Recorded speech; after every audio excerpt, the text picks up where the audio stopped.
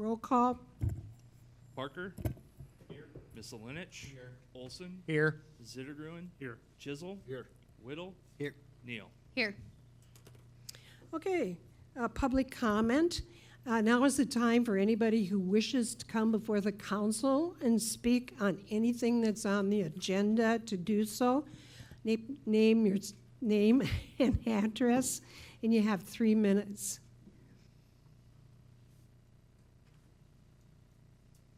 My name is Harlan Satram, and thank you for the time. I'm here speaking on behalf of the Dalen Development, and I'm suggesting that I think it's a great project, and I think we need to move forward with it. I think there's a couple of things that, so basically, as I understand it, the Dalen property development right now is a couple of diamonds and 4 pickleball courts is what the bid was that was refused, and now we're, I think, entering a rebidding process. And so my encouragement would be that I was part of the Trout Run Trail development 20 years ago, and we thought about building a trail from here to the fish hatchery and being done. And a gentleman from out of town, Andy Anderson, came and said, you guys, if you're ever going to do it, you need to think about it. You need to do it now. Build the whole loop, and we'll help you. He was the director of CAT grant at the time. Mm-hmm. And so 7 years, $8.5 million later, the Trout Run Trail was actually built because he had the vision to say, hey, why don't you guys do the whole thing? There had been a whole bunch of people in town that had ideas about it, John Yelly and many others, but I think we're at the point now where this Dalen property, we're trying to balance fiscal responsibility and what we ultimately end up with.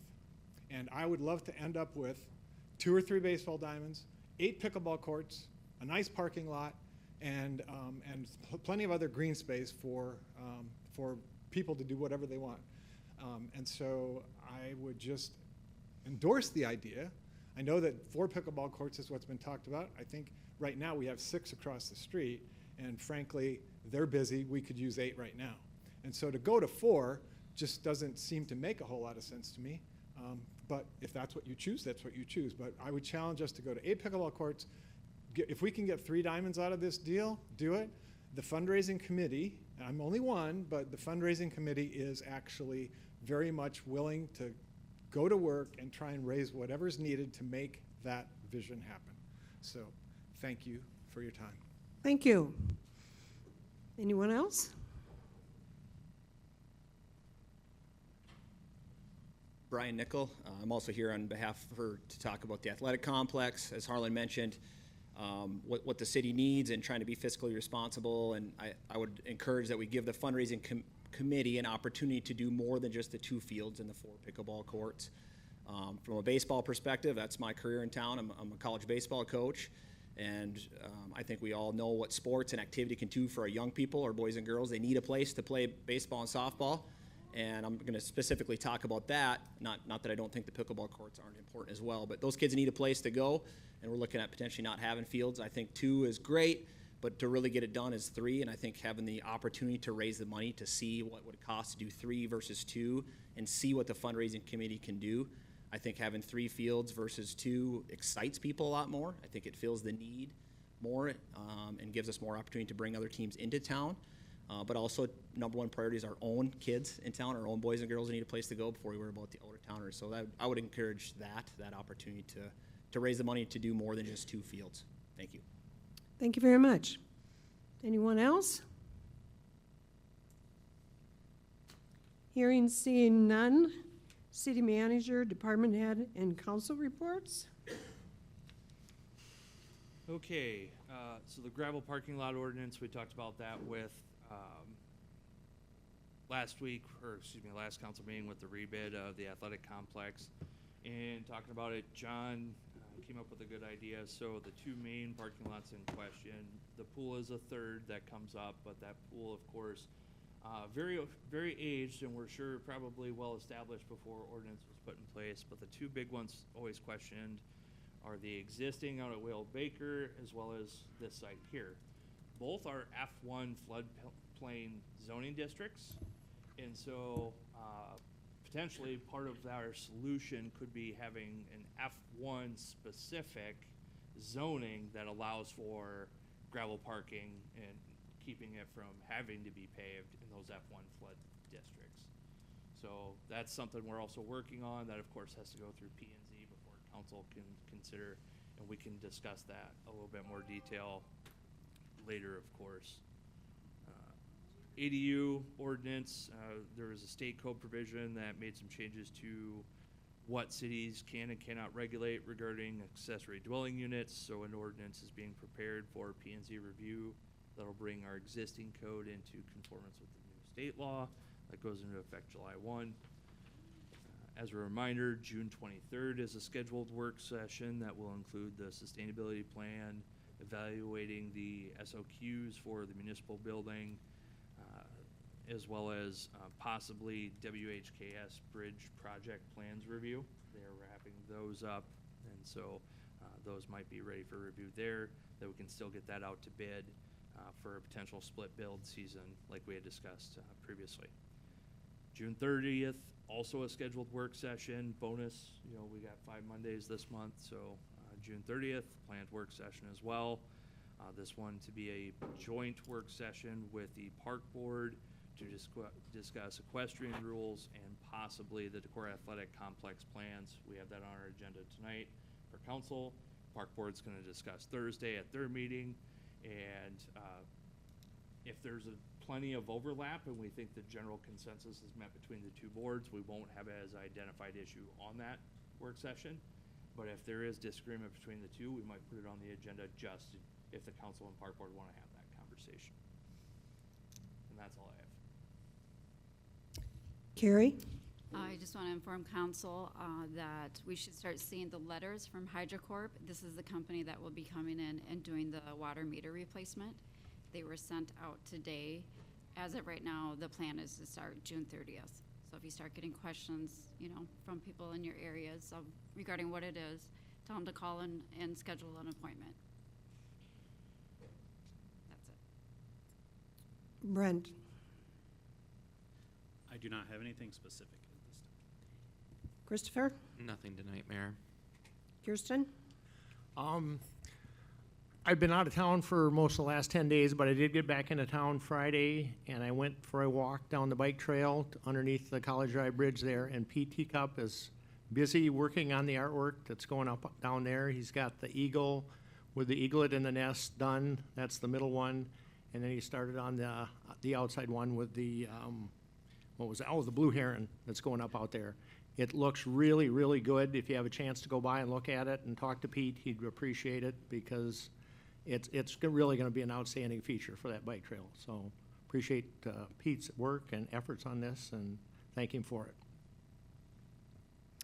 I've had several calls in the last few days about the potential closing of Social Security office. That is not under the local government, it's under the national. I've encouraged people to contact their legislators. I did find out that there's a sign up that says it'll be closed effective July 4th. I just found that out this afternoon. I will contact the offices and at least let them know, and then see who else I might be able to contact, just for encouraging to keep that office open. It's extremely important for rural areas to have that service. Mayor, I would, if you're open, I would actually love it if we as a council would bring a letter and to send it to all together. If I don't know how we can do we have to wait for an agenda item for that to happen, Travis? What we could do is potentially take the June 23rd work session and turn it into a special meeting, which would allow action. That could work. People good with that? And then we could just vote to write to the Social Security Administration and to the federal government to keep that office open. Okay. Okay. I'll get the contact information and stuff as to where that's supposed to go. Great, thank you. Steve Zittigren. Just a reminder of the chamber golf outing next week on Monday. If you are thinking about getting a team in, now's the time. Randy? Nothing this evening, Mayor. Cody? I just want to thank Police Chief Thane for lining up tour and ride-along that I did like a week and a half ago. I'm trying to work my way through the departments and learn what I can, and I had a really great ride-along with Sergeant Yitzen. Is that how you say it? Okay. Adam, and it was a good conversation. And when I got back after the ride-along, it was then also with Officers Burritt and Mathis, and it was just a really good conversation about the concerns of the community and what would be better for, like, what they care about, what they'd like to see. It was just a really good kind of way to get to know the officers. So thank you for lining that up. I appreciated that. Also thank them for their friendly, protective services on Saturday, where we had the No Kings rally, which was a very peaceful and well-attended and just overall friendly way to speak up for concerns that people have about what's happening in the world today. So thanks to Police Chief Thien, and thanks for the friendly people of Decorah for getting together and making light of a situation. Thanks, Cody. Emily? And I have actually been gone for a while, it seems. And so I am looking forward to going to see the mural, and I missed the rally. So just thanks for everybody for doing the summer work that I know is going on. I know the pool's open, and thanks for all the hard work getting that open. So thanks to the staff always. Okay. We have a swearing in of Nicholas Medel. How about Metelski? I get it? Yes, thank you. I just wanted to give you guys an update to a process that began in February. I'm going to pull that down. And, There you yeah, go. thank you. We started our hiring process in February, and anybody who knows anything about police department hirings, it is a process. From arranging civil service meetings to get the approval to do the testing process to hosting the physical agility, the written test, then setting up the actual physical exam, as well as the MMPI-3, followed by a face-to-face Zoom, potentially interview with a psychologist to find somebody who's fit to do the job that we do. We had a really great testing process this time around. We ended up with 4 qualified candidates that made our certified civil service list. All of them great. Throughout our process, though, one rose to the top, and I'm going to introduce him here to you in just a second. But I want to take a chance here to also introduce to you his lovely wife, Billy, and their 2 children, Milo and Riley. And I want to introduce the family because I will tell you from personal experience and for our staff, without the family supporting you and loving you to do this job, there's no way you could come out to do it every single day. So we are always thankful for the family. And in the honor of your time, I will go ahead now and introduce Nick Metelski.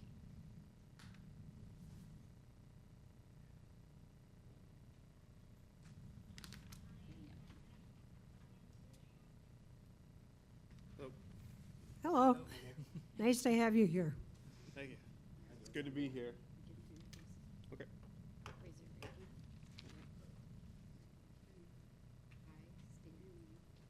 I, Nicholas Metelski, Do solemnly swear that I will support the Constitution of the United States and the Constitution of the State of Iowa, do solemnly swear that I will support the Constitution of the United States and the Constitution of the State of Iowa, and that I will faithfully and impartially, to the best of my ability, discharge all the duties of police officer in the city of Decorah, Iowa, as now or hereafter required by law.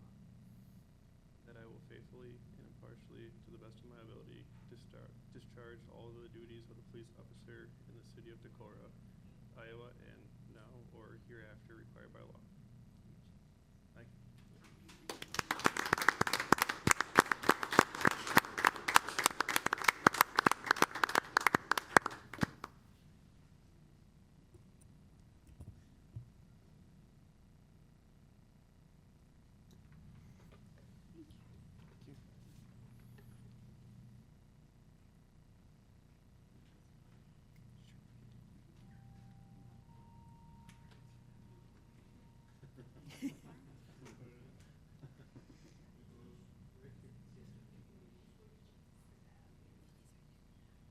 Make sure you draw blood.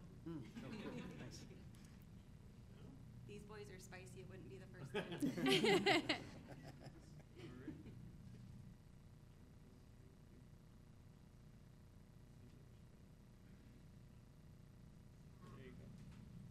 Good.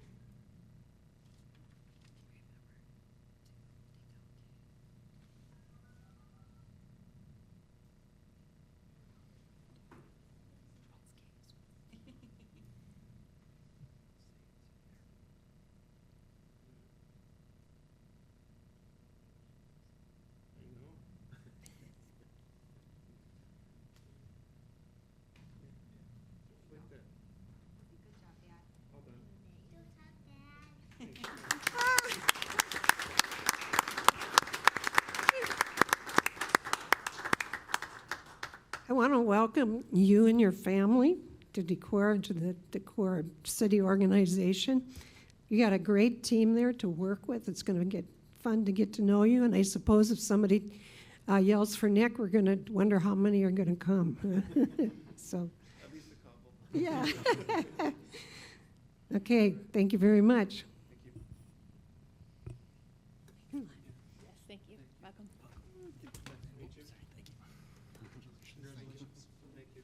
Welcome. Nice to have you.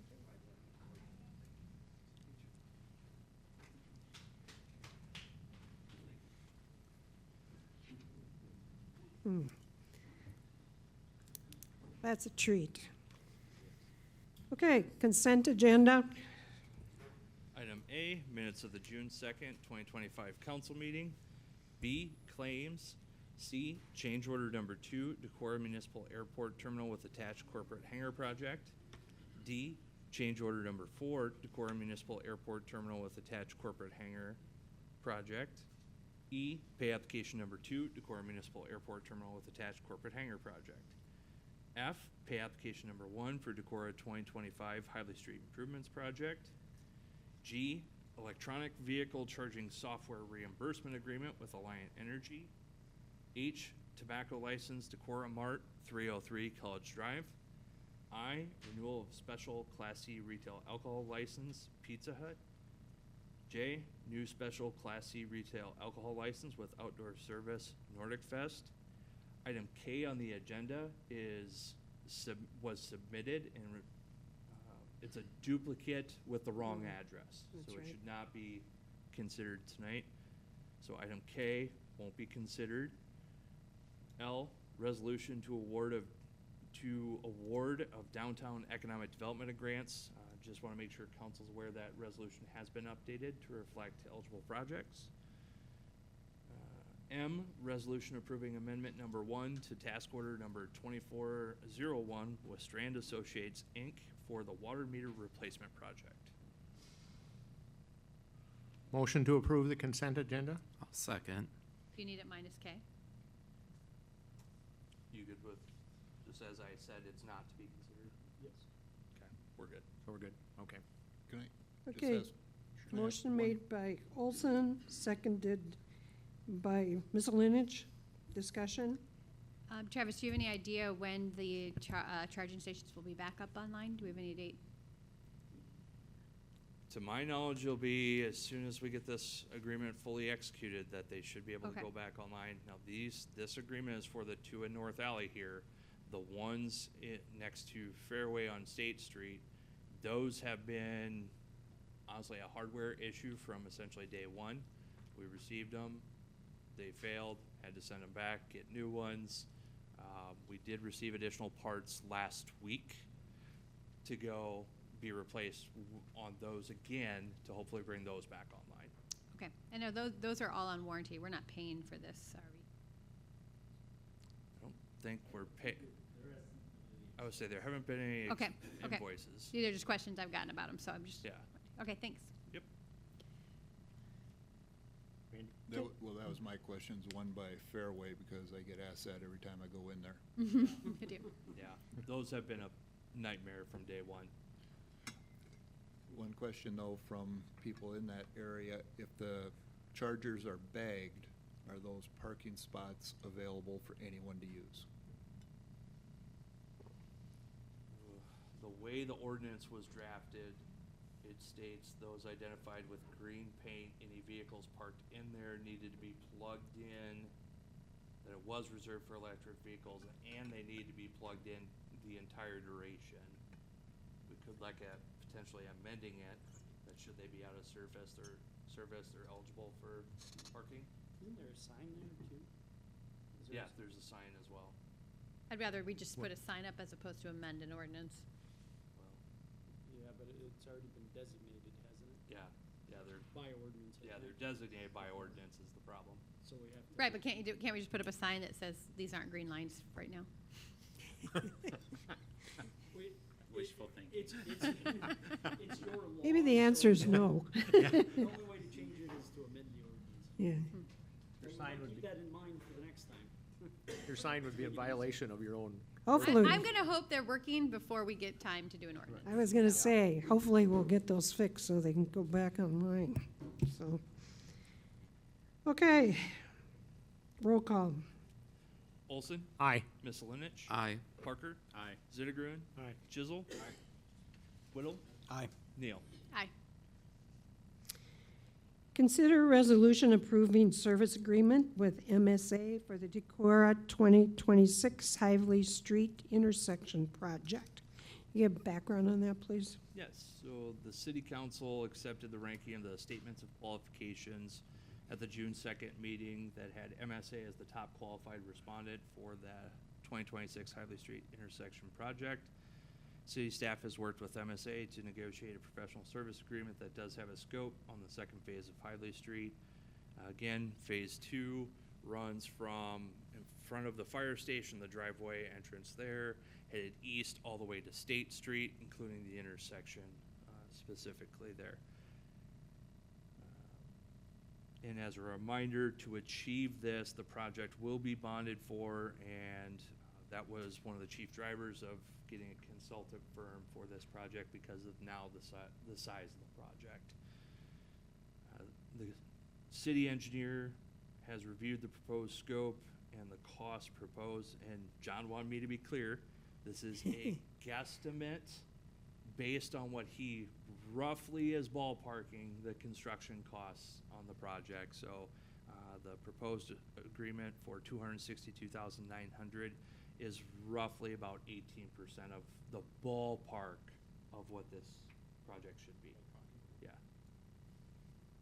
I do see we've got Jim Holtz with MSA that's joined us virtually.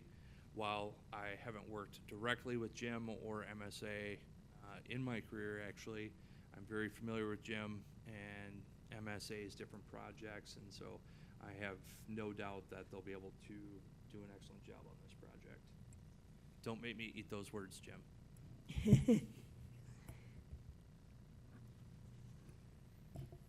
I move the resolution. Second?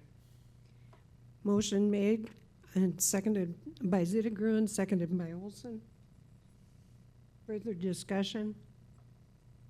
I just want to commend my fellow council members and staff for finding a way to accelerate the timeline of this construction project. I think it's going to be hard enough for people traveling through and around our community, all of this construction. So I'm grateful for the investment that the city is making in reducing as much as practical the sort of the long construction season that we were signing up for. This is going to be a good thing in terms of compressing our schedule. So thanks to everyone for making this happen.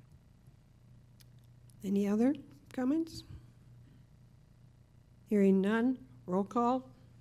Zittergruen, Aye. Olson, Aye. Misselinich, Aye. Chisel, Aye. Whittle, Aye. Neal, Aye. Parker. Aye. Thank you very much. Consider resolution approving policy regarding use of city vehicles. You want to give background on that, please? Yeah, so the city's current policy actually prohibits any individual or an individual that has had their license revoked or suspended ever from being hired for a position with the city that could require the use of a city vehicle. So ever had it revoked or suspended. This is more stringent than the Iowa DOT, which has the license suspended or revoked in the last 5 years.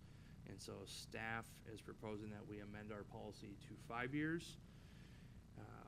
We've confirmed with our insurance carrier that this will not affect premiums or negatively affect us on the insurance side. Make sure there won't be additional costs with this. Largely, there's a lot of considerations here, but for example, the intermediate driver's license is, if you get caught speeding at 16, your license is revoked. So if our policy says you can't ever have your license revoked, that's eligible, potentially. Did our former policy have an exception for medical suspensions? Does that make sense? Oftentimes, people who have a medical episode have their license. Right. I don't think it does. grab Yeah. that. Because I've got a red line version in there.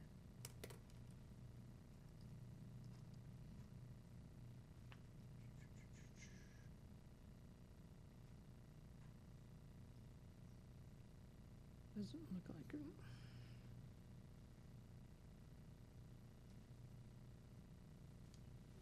It didn't seem like it to me, but I was wondering if there was a different category. It does say the background check includes an offense for which the Okay, punishment. the offense for is the thing, okay. Yeah, so good. it wouldn't apply, but there's no carve out for that. Thank you. I move the resolution. Second. Just for a quick Oh, sorry. reference, so John pointed out, we didn't change that before, I just want to be clear about that. So right after that highlighted section, those 5 words we're proposing to insert of within the last 5 years, may, converting that to shall. So that would be also part of that change. I move the resolution. I second. Okay, motion, Zittergren made the motion, Olson seconded. Any further discussion? Hearing none, roll call. Zittergren, Aye. Olson, Aye. Chisel, Aye. Whittle, Aye. Neal, Aye. Parker, Aye. Misselinch. Aye. Motion carried. Consider an ordinance amending section 8.12.020 of the Decorah Municipal Code regarding exceptions to prohibition of fireworks, and this is the first reading.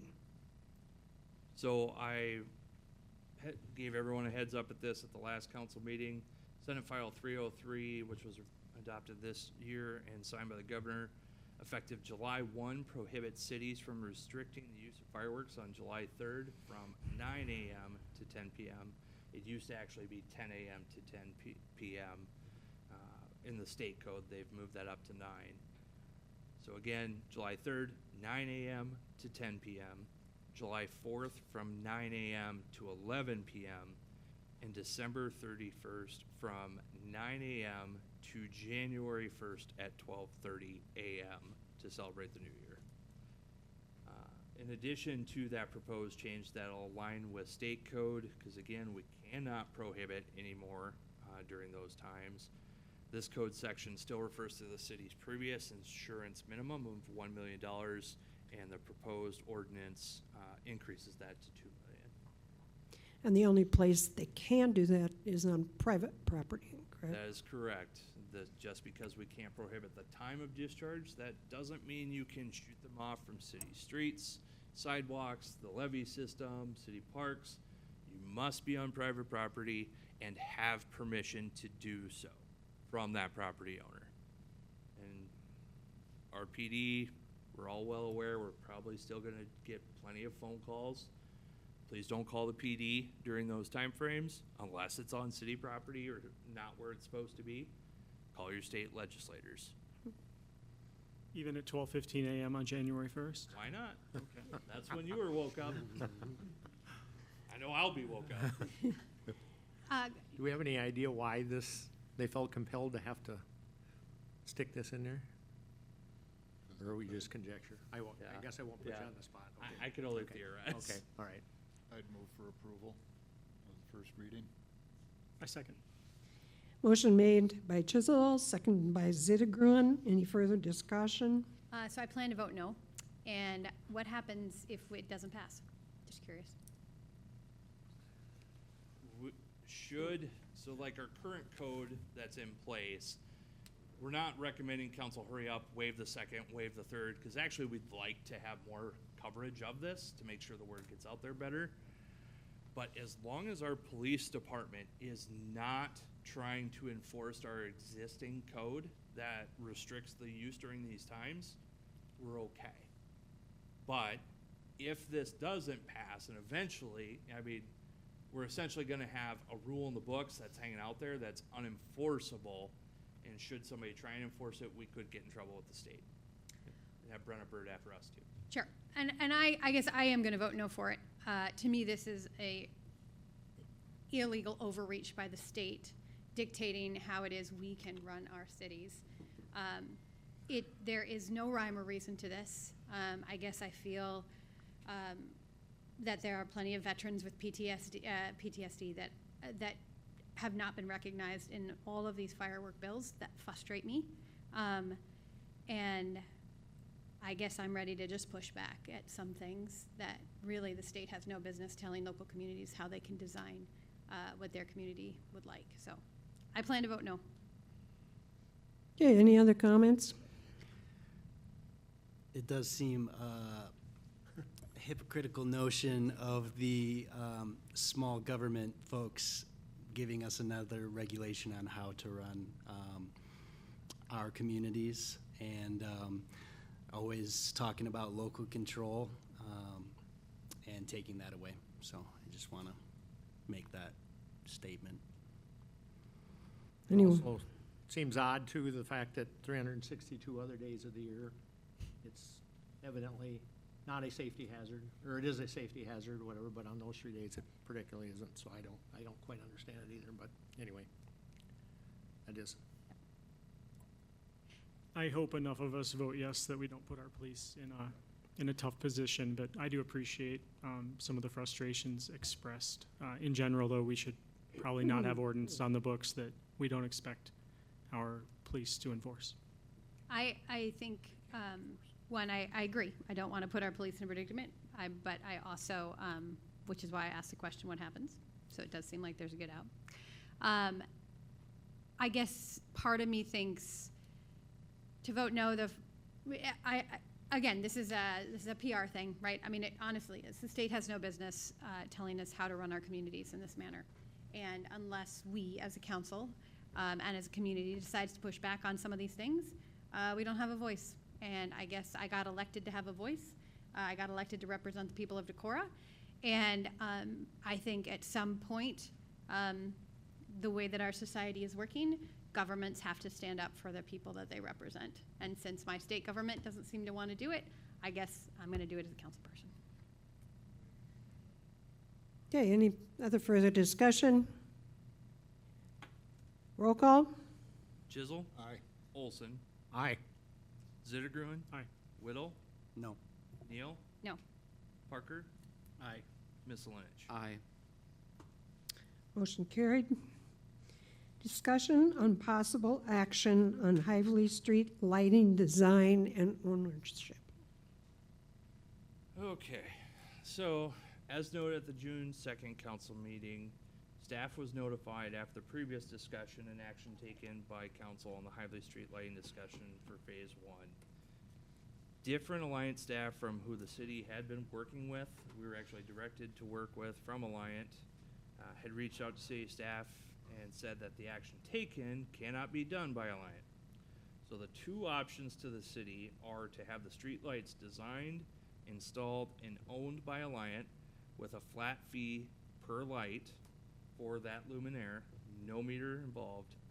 Or if we want to go with a meter, anything beyond that to be privately designed, purchased, and installed, and the city would own the poles and everything about that part after the meter. So again, largely if meters involved, Alliant does nothing after that. Dropbox file 010 is a revised current cost of money as well as estimated inflationary cost for the life cycle of these streetlights of about 50 years. City staff does think that the preliminary estimated costs provided by a consulting engineer might be a bit high for if the city were to design and then pay for the install of the system, but not substantial enough to make up the difference between the two option costs. So the city, if the city wants ownership of the streetlights and pay meter charges, the initial costs are estimated of $138,000 and some change, with the life cycle costs of approximately $162,000 at present value. If Alliant owns the streetlights and the city pays the flat fee per luminaire, the initial costs are just shy of $60,000, with the life cycle costs of $95,000 present value. Do we know anything about their fee, their flat fee? Is that for the life of the pole, or are we subject to whatever fee they decide they want to put on us in 5 years? It'll be subject to the tariff regulated through the IUB. So it's kind of an unknown on how much it's actually going to cost us. But they would need to do a rate case if they wanted to change what their current fee structure is. I want to make sure I understand, is that? Right, when they have a rate case proposed in the next 5 years. And did they say why they initially said that they would do it and then all of a sudden said that they wouldn't, just to be clear? We're speculating a little bit at this point, but it's a relatively new individual that may not have had a full understanding of what Alliant's own rules were. And so we were contacted by somebody that's a longer term employee that said, we can't do that. We're not allowed to do that.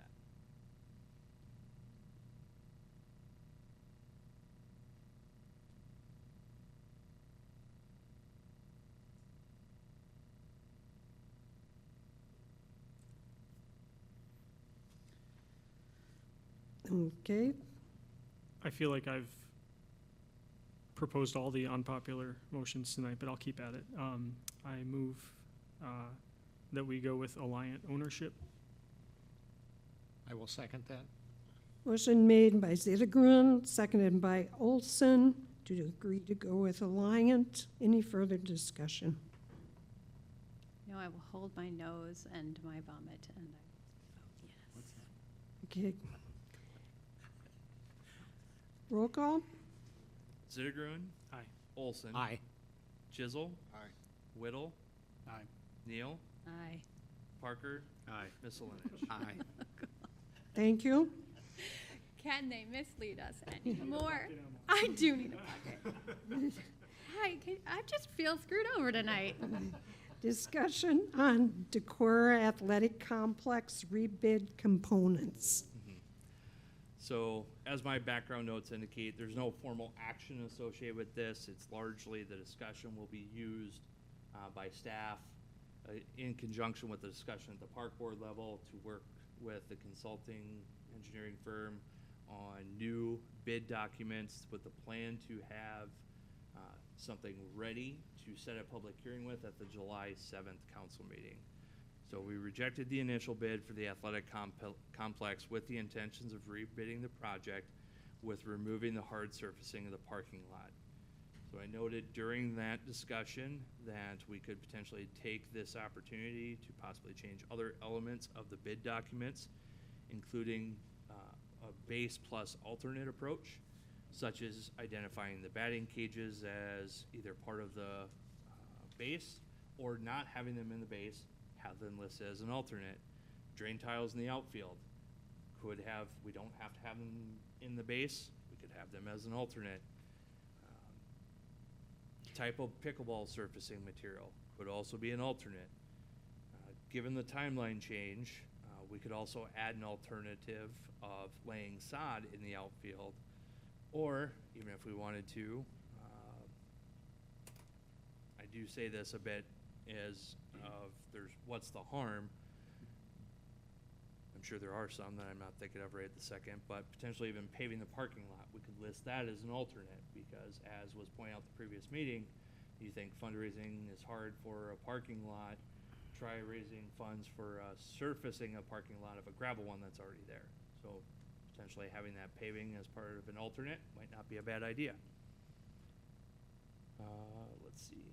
Or even additional diamonds or pickleball courts could be alternates, should we choose to do that. As I identified, we'll use this discussion to work with the consulting engineer. I've already directed them to convert the original bid to unit pricing as opposed to the lump sum style that was used in the previous bid, which while lump sum is common for park and rec projects, this will help us better understand the costs associated with the future bid and possibly remove components easier if funding is still short. Dropbox file 11 shows the original bid proposal form and Skyline Construction's original bid that would show, that way we can show the difference between those specific aspects. Question was asked of me earlier, so on the two, like I brought up with the lump sum process, if you go in your packets onto page 110 of your council packets, it shows the engineer's estimate for ball fields. For the engineer's estimate unit price of $250,400, and that unit pricing $588,750. Well, what is the discrepancy there? What was so expensive in that ball field? We don't know at this point, unless which we did work with Skyline. I do want to emphasize again, I appreciate Skyline Construction staff, the efforts they made to talk about credits they would give if we pulled certain aspects of the project out. But those ball fields included the 18-inch concrete mow strip. It included the drain tiles themselves. It included, of course, all the wreck lime hauled in. And so when you do this lump sum approach, you can't easily identify what aspects of the project were way above engineer's estimate. So that's another chief reason I've asked them to convert to unit pricing. Unit pricing also, it's a bit of a double-edged sword when it comes to risk. So unit pricing will minimize the risk associated with the contractor because they're building on how many tons of lime they're gonna bring in, how many square yards of dirt they're gonna move, how many linear feet of fencing, all that stuff. It's based on very small increments. So if you are off on the estimated amount of tons of lime you need to bring in for this, when you rectify quantities on the end of the project on how much you had to use, you get paid for the amount you had to use. The double-edged sword portion of that is, on the city side, if the contractor underestimates the amount of material that's going to be used on the project, we can then end up saving money if they're underestimating. But as you might imagine, they're typically not going to underestimate the cost on a lump sum bid. So a lot of times that number, I don't want to say it's padded, that's got a negative connotation to it, but they make sure they're mitigating their risk on a lump sum bid. So that should help tighten some things as well. Are we also going to be able to open this up to various vendors to try and get better pricing, say on the fencing, on earthwork, et cetera, not just one contractor that's going to try and do it all? So no, we can't unfortunately do that the way Iowa Code Chapter 26, with the public construction bidding. We have to still bid it as one single prime bid, but all the unit pricing will be out. Another aspect of that, like those ball diamond costs, those are the ones that have the greatest variability on the project. I mean, pickleball courts are largely your surface, your paint, your striping, your fencing, and your net. Ball fields, there are a lot of other things that are considered, such as how much was that 2 foot of retaining wall for the backstop. Again, that was done to,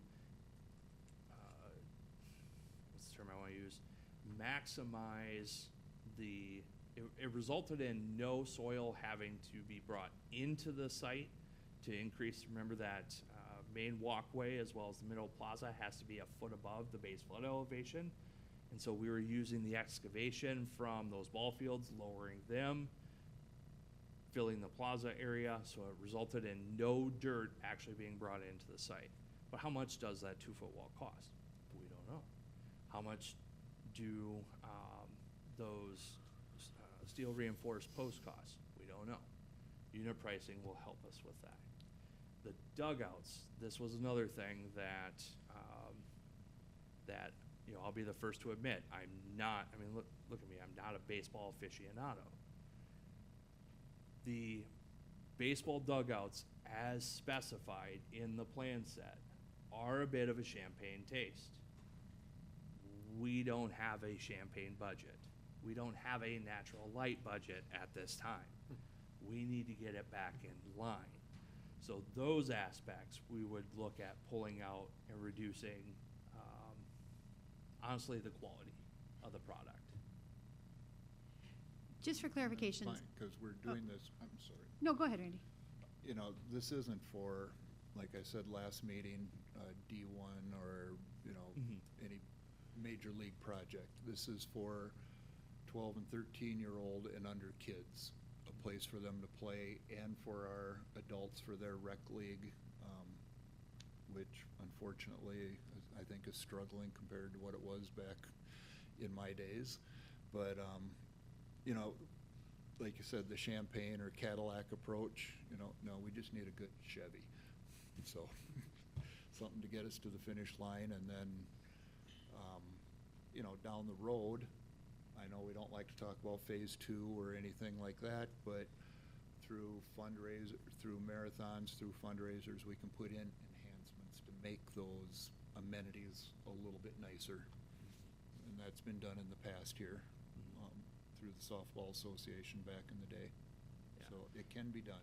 And especially, so you talk about future fundraising beyond, and this is something that's also really important to note for the fundraising committee as well as the general public.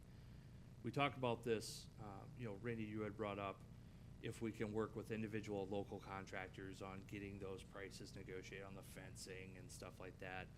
The problem is we can't because we're using public funds. So we have to abide by Iowa Code Chapter 26, which talks about public bidding requirements.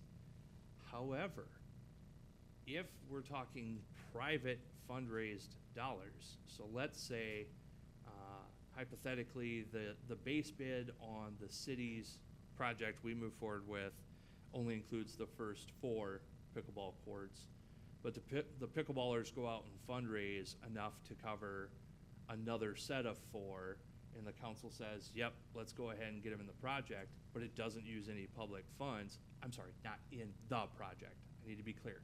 It can't be part of the same, but they can work directly with a contractor and use private funds to pay for those other 4 if we say it's okay.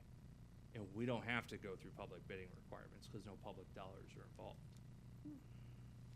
So, I use that as the example, but batting cages, you know, there's any number of things.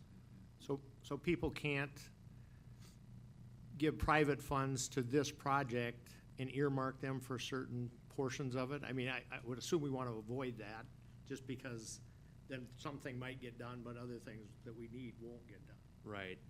I would strongly avoid that, and this is a story I've said several times, because what you can result in having is if I give X amount of dollars and I say it only needs to be used, or it can only be used for pickleball, and John gives X amount of dollars and says, baseball only, and we go down the line, and at the end of the day, we don't have enough to do either project because it's all earmarked for everything, then nothing happens. Right. So and quite frankly, administratively, unless they're using the community foundation is set up so that gives additional tax advantages to donors. So if you make a donation there, those restrictions are limited to the pickleball court and ball diamond, the project as a whole. So there's restrictions that it must be used there, but no further enhancements of, well, I want mine going to just the Right, pickleball okay. side. A couple people had asked about that, so thanks for clarifying. Yep.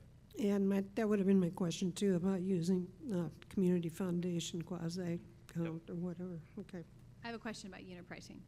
So if we unit price a fence and the fence says that it's going to cost $100,000, and we decide not to include it, then we could do a bid eventually just for the fence?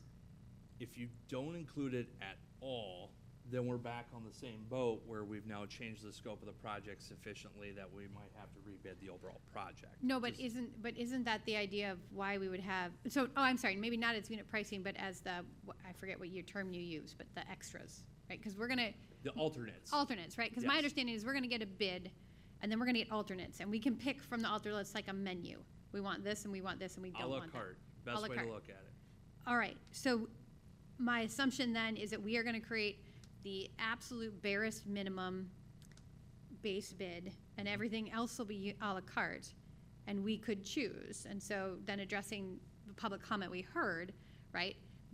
the fundraising committee could then look at the à la carte and say, all right, this is what we got to fundraise for, and let's, The problem is, that window is extremely narrow, as in, from the moment we have the bid letting, so when we open the bids, and we know what the dollar amounts are, to the point of award, if we don't have the funds already raised, we need to have enough either raised or committed, or really a plan to get the rest of it fundraised in time. We need to award the alternates at the same time as the base. right, but what I'm, okay. You pick them at the same time you award the base. But what if we decide not to pick them? So we won't pick those things. Can the fundraising committee still go ahead with those things? They won't get done at the same time, but they would then have an idea of what they want to do, and then we can use private funding and reduce those costs? Certainly could. Okay. They could use that as essentially their target, and, hopefully that we could point out to the apparent low bid that was received and say, if they're private funds, most likely the contractor is gonna like that way more than dealing with the city, because, they don't like dealing with us and our change orders and our pay applications. It's a little tongue-in-cheek, but what my point is, it's very easy to deal with private funds versus public. So I don't see a reason as to why a bidder would throw out their numbers if it's timely. Okay. And then my other question is with the unit pricing. So let's say that they bid us, we're gonna do the fence, it costs $100,000. We say, okay, go ahead, and then it actually only costs 80.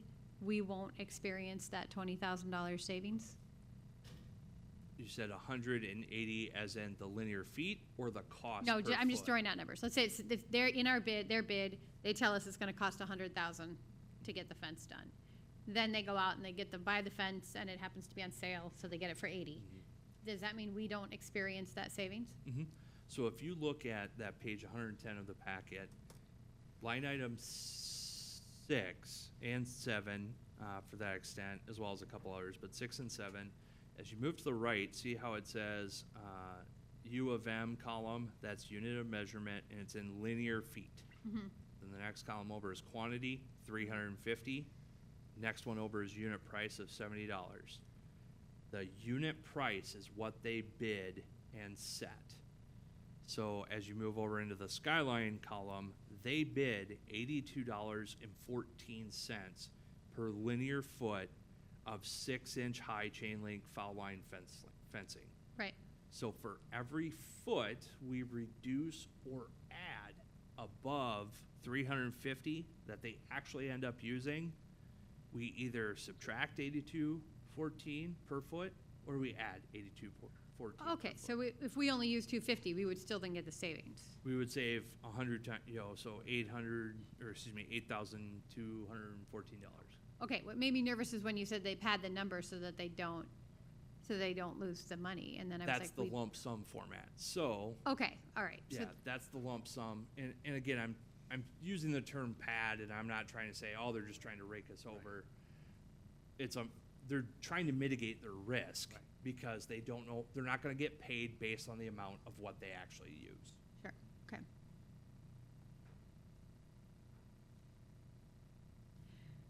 So do you need us to be telling you what we think should be the absolute minimum, and then everything else should be à la carte? Correct. So what is the base? And then which alternates, like, are there some, I would like you to say what alternates you want to see as well. Because, for example, let's say the council says, you know what, our base is 2 ball diamonds, 4 pickleball courts like we had originally bid.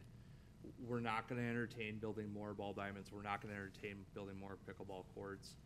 Say that now so that we don't have the alternates listed as well in the bid documents. And why wouldn't we want to say the base is 1 ball diamond and the à la carte is ball diamond 2, 3, 4? Like why wouldn't we want to do it that way? Certainly could. So this is the double-edged sword that the fundraising team has talked about quite a bit, is it's easier to fundraise if they can say, well, the goal is to build 2 or to build 4, but the double-edged side is, now you've increased your minimum that you must fundraise to award at least a project, right? So we gotta find a happy medium of what is the appropriate base that we can go out to the public and say, this is what we're trying to build at a minimum.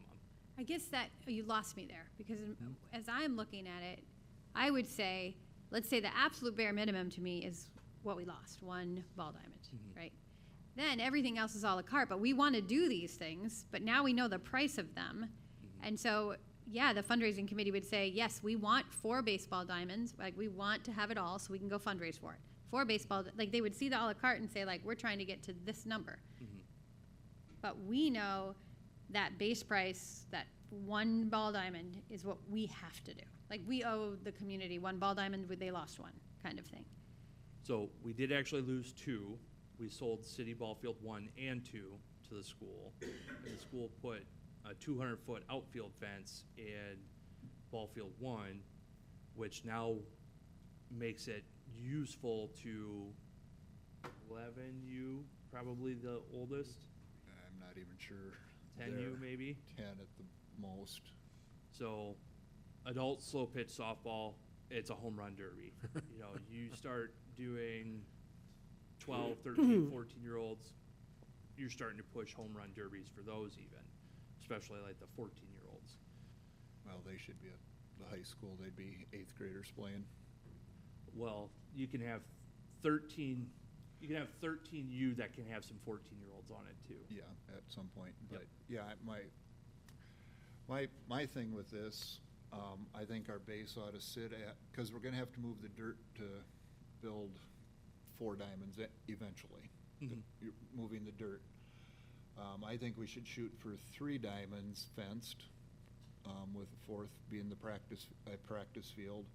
But the 8 pickleball courts is not out of the realm. I think we ought to do that, and I think we ought to ask for, on your base, you know, your price for the surfacing, but an alternate price if there's something that's acceptable and cheaper, but maybe the bidder doesn't do that one, that they'd bring somebody in. I mean, I don't know anything about pickleball. I've never played it, and other than my driveway, so it doesn't count.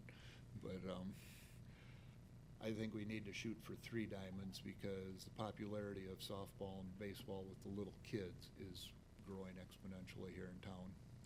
And not just in town, it's kids from out of town too that are part of it, not just our residents, it's county residents too, so. I'm confused. Can I just ask one question? Sorry, Randy. I thought the idea was to try to get the minimum smallest number we could in the base, a la carte everything so we could look at it and then say we want this and this and this. So I'm fine if we want to build 3 baseball diamonds if we can afford it, but I don't want to bid 3 baseball diamonds, find out we can't afford it, and then have to start over again. That's my question. Yeah. If we come So- up short, That's where it's trying to find the balance. That's why I was saying 1, just to be clear. I think we need 2. I was just trying to get what's the smallest number we can get so we can a la carte be like, no, we're actually going to do this, this, this, and this. But we don't have to rebid it. Like, we have a bid we can afford. And that's the hard part. Very real issue is that should we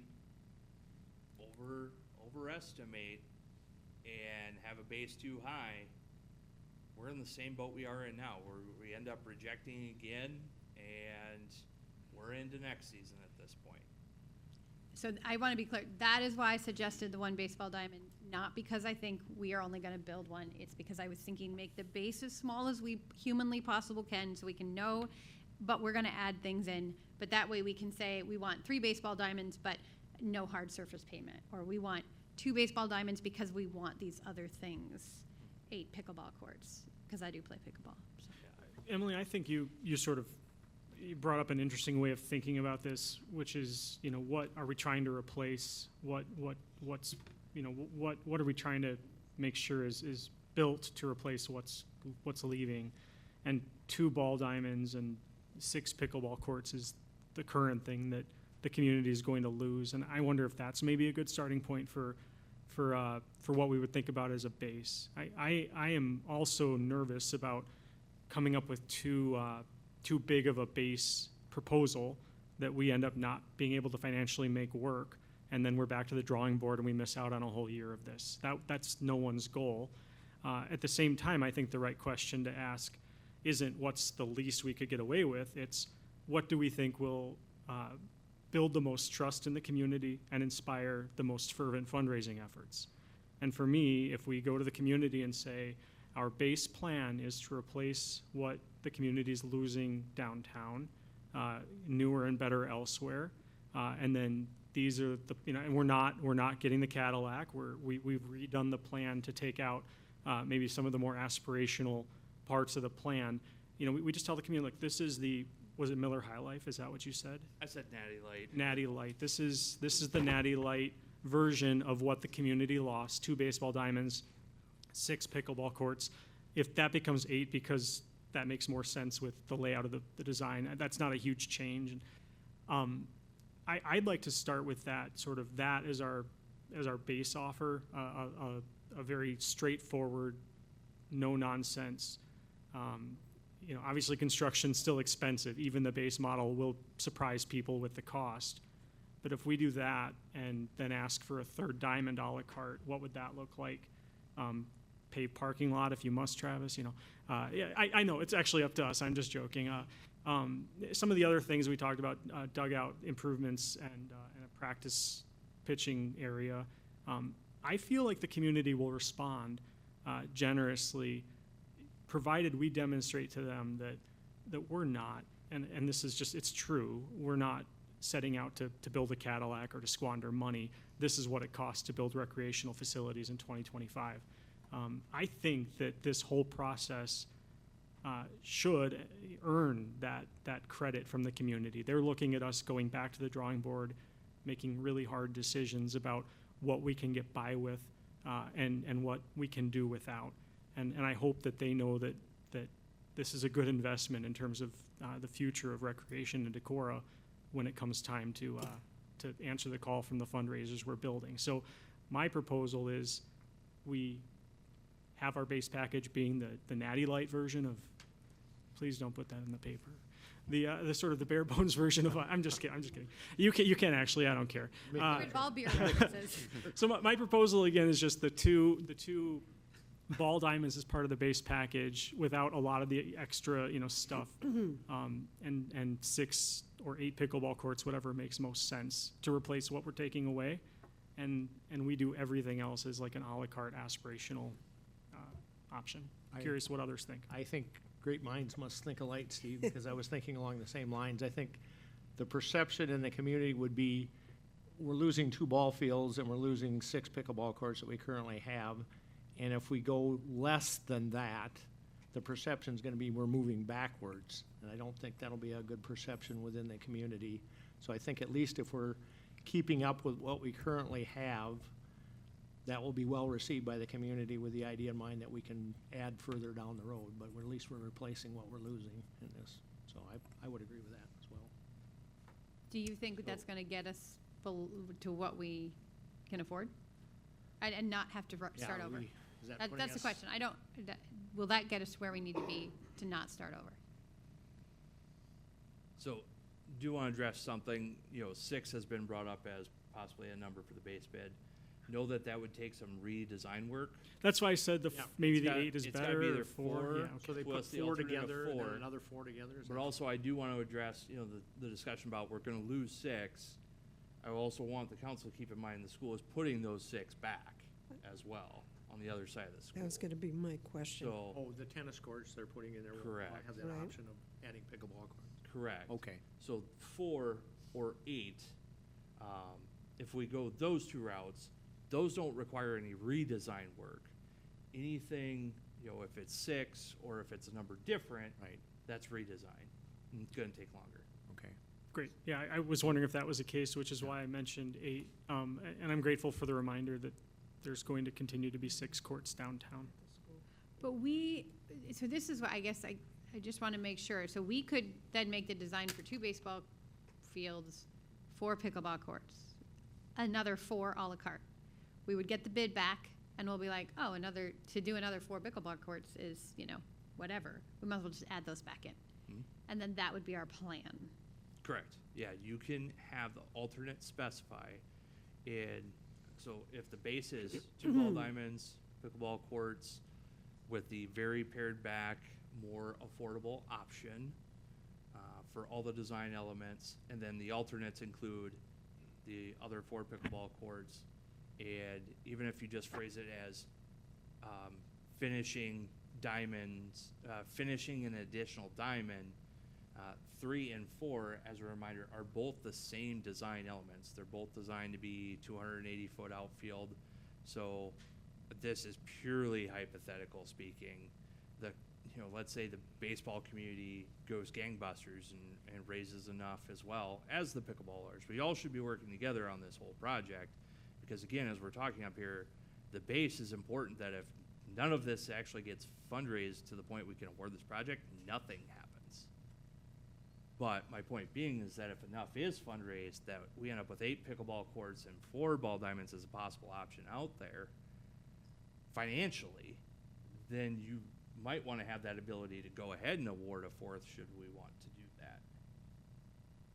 So maybe you phrase the alternate as adding a diamond so that you know what the per diamond cost would be. Instead of 2. Correct. That's all you're saying, yeah. Correct. So it'd be the same as unit price, almost. Add 1 diamond, add 2. Okay. And when you say add 2, that's adding the fencing? Because are they gonna do the liming already and? Not the liming. So that would be part of we've got the unit pricing for the lime and the ball, the fencing and everything. The grade work is all built into the site prep. So the finishing of the additional diamonds are quite honestly going to be estimates based off their unit pricing on the rec lime, the same finishes that they're using for diamonds 1, diamonds 2, as well as the linear feet of fencing. It's all going to be based on those same unit pricing costs, but they would still fill in a dollar amount of what those alternates would be. You know what I mean? Yeah, no, I'm following what you mean. From bid quantities, if you do 3 diamonds, they're already gonna be there, so their transportation costs to get that in, their labor to put it in is gonna be different. It's gonna be beneficial to us to do quantity of 3 diamonds or a quantity of 8 quart, whatever, because we're doing more, so usually you get less from the contractors. I'm not going to discount. There's economies of scale to be had on, typically the larger the project, you get some economies of scale. Have 1 mobilization cost as opposed to 2. That's a lot of their overhead baked into that. So there are economies to be made on a larger project. But again, at the end of the day, it boils down to money. All it takes is money. I mean, so many groups have heard me say that when they said the city needs to do this, the city needs to do that. All it takes is money. We have a little, we keep it in a jar above the fridge. When they make those a la carte numbers, they'll assume they're doing it at the same time if we say we want that too. Correct. Right. We'd award So, at the same time as the base. yeah, so Randy, I hear you, but I think we have to make that base bid small enough that we know that we don't have to go back to bid. Right, so that's why I'm interested in figuring out what's the base, and then we will probably, hopefully, add back in. But if we put it all in, bigger than what we have right now, we can't hope to get something smaller, which is what we need, price-wise.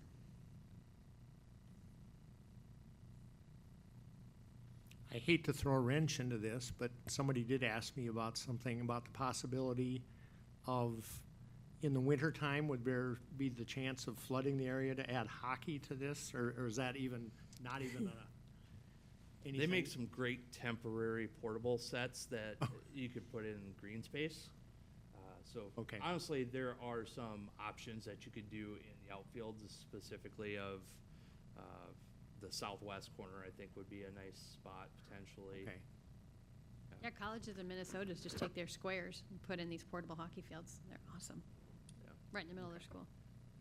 You don't get grass to grow in the summer season, though, after hockey. You just gotta let the water start flowing out. They do. I mean, the water's they already must, there because to in get it Minnesota, to like I grow. said, I was just at Carleton's graduation, and Hockey where rink in we Minnesota, were, the grass doesn't all grow. green, all grass, and that's usually their ice rink, hockey rink in the winter, so. We've had some people ask similar comments about, like we do with Carl Seelan with flooding the basketball courts, if you could do something similar on the pickleball courts. And, that's not something, those have, I think those have inserts, right, Mark? They have inserts for the nets, and so you've got chance for water to get below the surface where the posts actually sit, right? Don't the posts insert? No. Out at Athletic Complex, what we were looking at for The reason we can't use the Specs. pickleball courts is Right. ice rink. right, because those posts, you actually then have all that moisture potential to seep down into below the surface, and of course, in Iowa, that's a bad idea. But the grass outfields are, yeah, it's doable. So we reject your wrench, KO. Okay. It sounds like there's ways to do it after if that's what we decide to go with. Yeah. We don't need to make it part of this process. That's good. So I guess I'm inclined to, I think Steve is moving in the right direction. I think we should do 2 ball fields, 4 pickleball courts with another 4 a la carte, so we get an idea of what that cost would be. And then bare minimums on everything that we can, just to get those 2, and everything else a la carte, so we can have a discussion then about what we want to actually include in the whole plan. But that we know we get a base bid that we can move forward with. So when you say everything else is a la carte, what I want to really hone in on, so is that like drain tiles, sod outfields? Get the ball like- fields broken down. Right, so what do you want to entertain as alternates? Like, we'll pull the drain tiles in the outfields out of the base, make that an alternate. Mhm. We'll have sod outfield as an alternate, and you can award those times however many. So let's say that number comes in higher than we'd like to see, but we want to have one of those done to make sure one's ready to go in the spring in good condition. Maybe we only award it one time. But maybe the numbers are decent enough that we award 3 ball diamonds. I'm just throwing out hypotheticals here, Right. of course. Gravel parking So, lot. do we want gravel parking lot as the base? And I do want to emphasize for ADA compliance, the accessible parking stalls nearest the walkway and would have to be concrete. There's no curb and gutter, of course, as part of this. Do you want an alternate of asphalt paving, 3-inch lift? Yeah.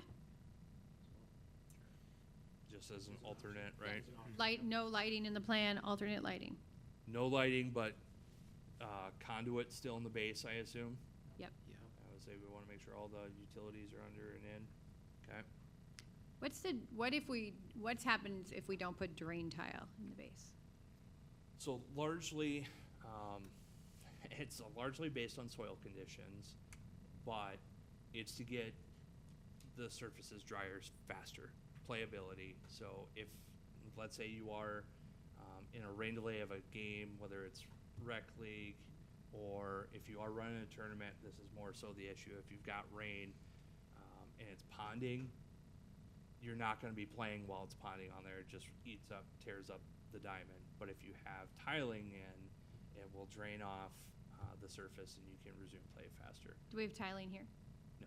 Put it in the alternate. Wait, when you say here, you mean? And our current the ball city. dimes, are these tiled? No. Okay, so I guess to me then that would be alternate. Okay. Mayor Harlan wants to talk. Sure.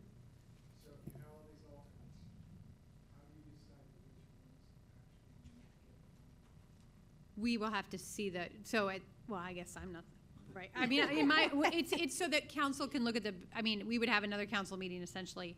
We'd look at the total cost of the base, which is the minimum, and then we'd add back in, so we'd have this discussion again based on priority. But if we put them in and we can't fund it, then we have to start over. My question is, if you've got a third diamond or if you've got paving department, kind of all these alternates. Yeah. How do you pick which ones are going to actually get funded? We have a meeting.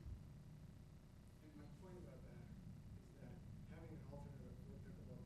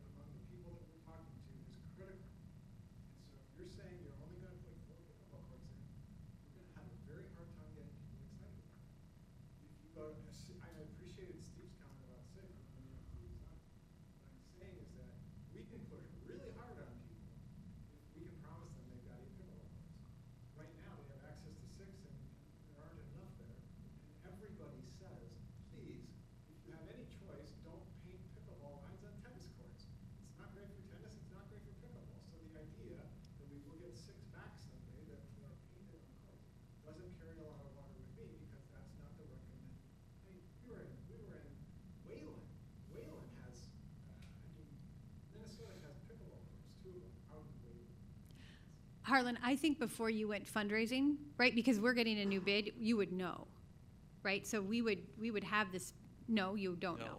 Because remember, that window is so tight that we could only delay, short of, again, if it was only 100% privately fundraised and awarded after the fact, independent of any public dollars. Could it be done after the fact? Okay, so then, I know you said that we aren't allowed to earmark, but let's say that now they're gonna know the base, this is what the base is, and they wanna go fundraise.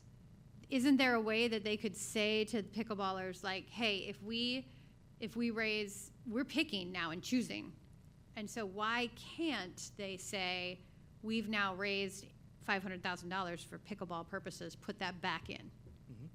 They can, and the council can say it. And so when I said, Okay. I didn't say we can't earmark. I'm saying I would not advise it to make sure that the base can at least get awarded.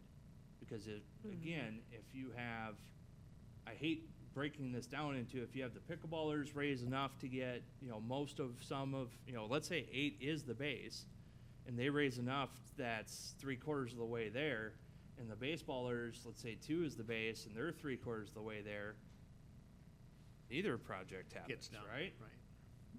That's the hard part of this, is that, again, back to the balancing, making sure the base bid is still realistic and affordable, that we can get a project awarded, because without that base bid getting awarded, no grading happens, no utilities out there, nothing.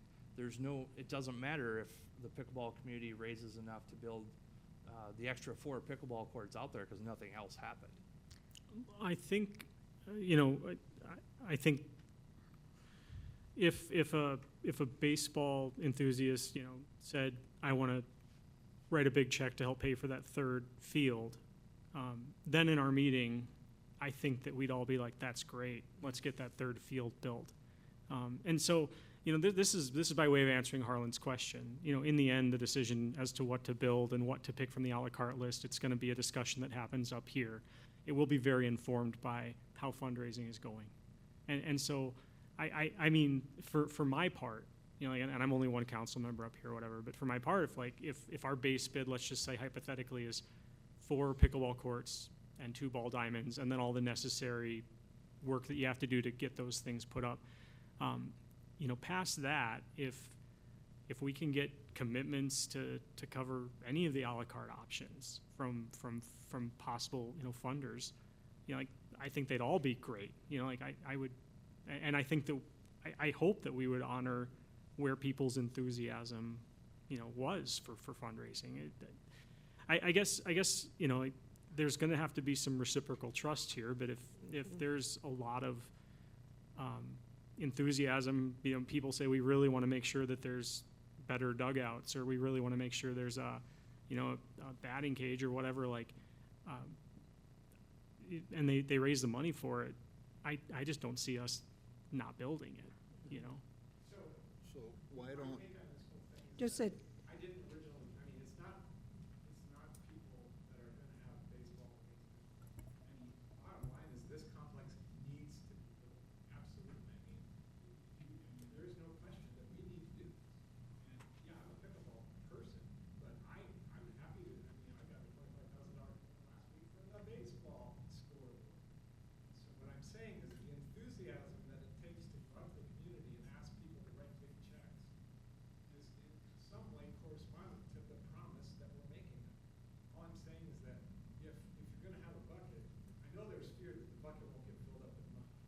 But if the bucket only has 4 pickleball courts, that's gonna be a big drag on us filling up the bucket.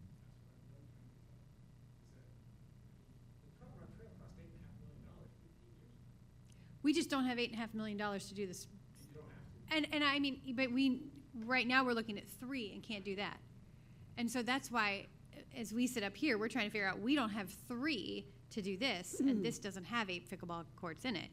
So I'm trying, or at least in my mind, I'm trying to figure out, how do we get those 8 pickleball courts, but know that we can still do something? But Harlan's question is not just, you know, Harlan's question isn't just like, what can the city afford to do? It's what will excite the community the most. And I think that's an important question also, not simply what can we afford, but what will motivate and inspire potential donors. And I think that's the big point that you're trying to make, that it's a lot easier to go out in the community and ask for money if it doesn't feel exceedingly bare bones.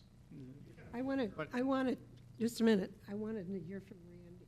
'Cause Well, I was gonna say, okay, you guys have said we're losing 2 diamonds, so that's our bare minimum there. We're losing 6 courts. Doesn't make sense to go back to 4. So in this base, put 8. You know, that shows that we are looking to try and grow a sport that's very popular and very growing. I still would like to see the 3rd diamond in there as part of the base bid, but, you know, if the council and Park Rec Board don't see that as viable, I'm not gonna die on that hill, but I would like to see that done because I really think we need at least 4 diamonds operational so that we can start drawing people from outside of Decorah to come in and support it and help out through our Park Rec, through concessions, et cetera, and our retailers, but that's my opinion. I know what we used to spend on a weekend going to a ball tournament when I played, so. Hotelers and retailers more so than concessions, honestly, Yeah, but. Got to sell a lot of Snickers to pay for a ball diamond. Yeah. Well, if if you I was guys gonna really say. wanna- When you got kids coming, I mean, I'm not saying Oh, my pay kid for But there are a it, lot of I'm small saying towns, there are a lot of small operational towns with a lot of I'm starting to baseball have and to pay softball $2. complexes, and they don't fill up. I mean, they're not I filling up guess their town. my only But comment, Not that would be a good use then for hotel motel tax to help pay for some of this because it's community enhancement, to make it big enough so that we draw people in to stay in the motels.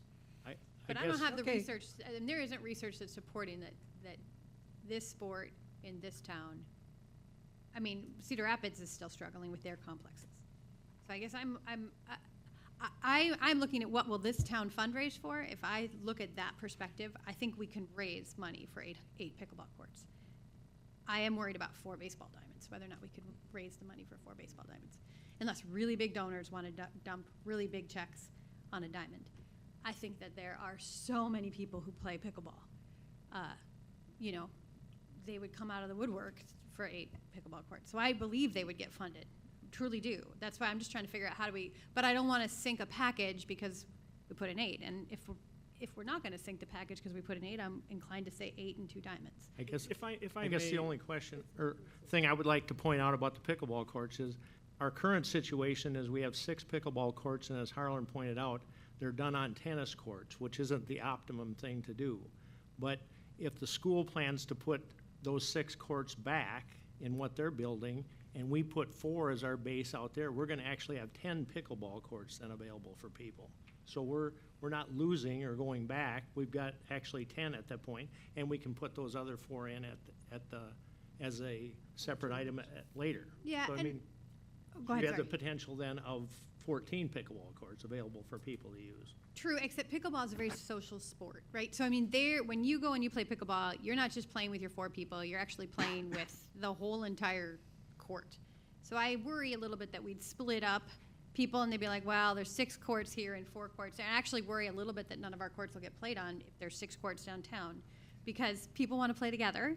And you know, I'm afraid to play pickleball with people, but I get, like, people come in masses. They come like 16 people, and they want to play all together. So I think they'll be downtown on those non-optimal 6 courts. I think if you put 8 courts out there, they'll fill them. I think if you put 4 out there, they're going to be like,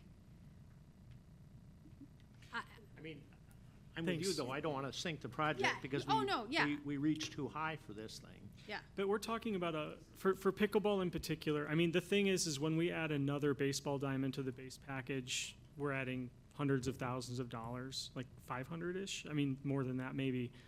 Pickleball is not only something that I've kind of experienced or seen a lot more fundraising interest in, but it's also a lot cheaper. It's $180,000 or so to add 4 courts.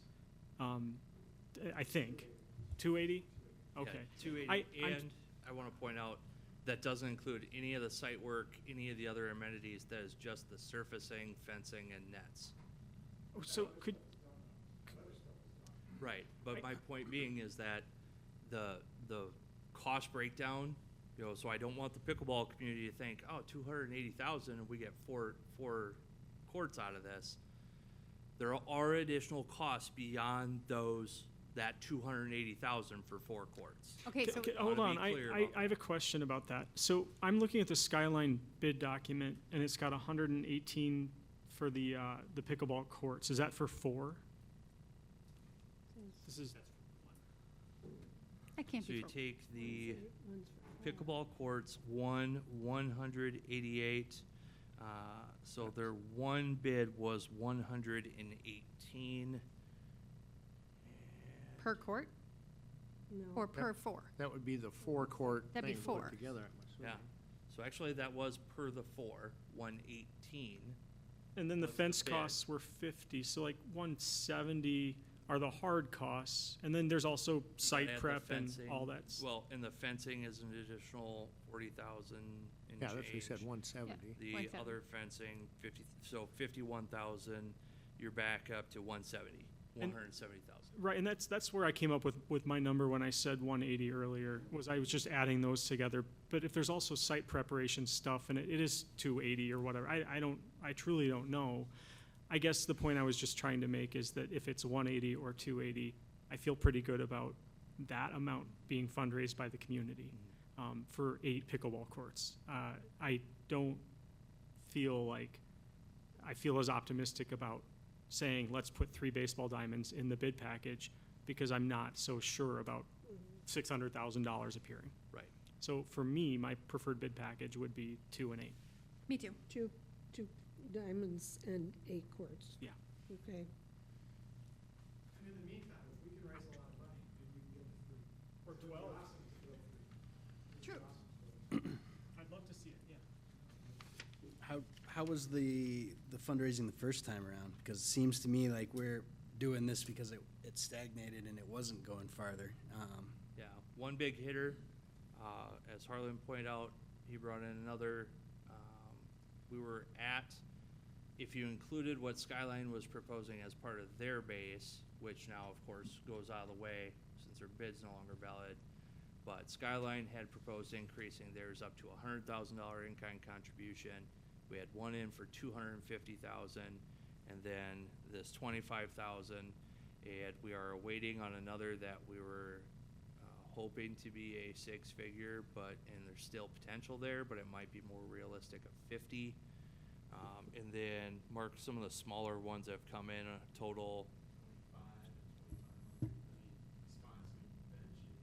Yeah, but total of those smaller ones, probably 50. So if you're keeping score at home, that's just shy of 500,000. Okay. I mean, I want to give Harlan a shout out because I mean he is an incredible fundraiser and did so for the trail. I do believe he's really excited about pickleball, and I think that bodes well for us. And I really do think that he understands the pickleball community, and that I have a feeling they're going to work hard for it. And I think they'll work hard for the baseball diamonds as well. So I really do. They're sitting here because they want to be partners, and I take that as huge. So thank you. I do believe. Well, I think when you consider, when you think if it's in an alternate, you wonder how the council's going to vote. You know that they are supporting also as far as whether it's some more pickleball courts or diamonds. It's like, no, we're not going to listen to you. I think we have to take both of those put together to get the project. Totally, but I also, you know, your fundraiser's passion translates. It just does. I know. I agree. But I totally appreciate what you just said. So we went out to the pickleball community and we said, they're gonna build 4 courts.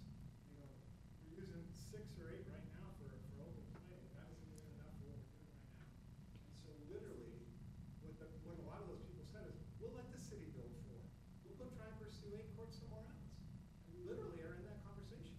Why wouldn't they say, city's going to vote for it? Well, then we can go and vote for it so that we have 8 out there. Why would they not consider it that way?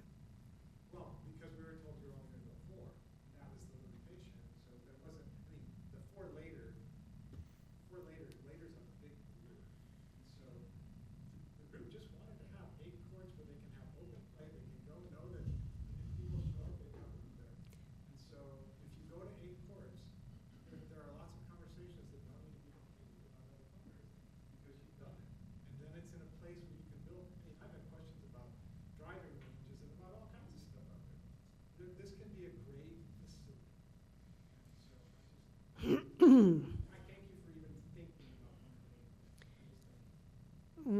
the discussion currently has been 2 diamonds, 8 courts.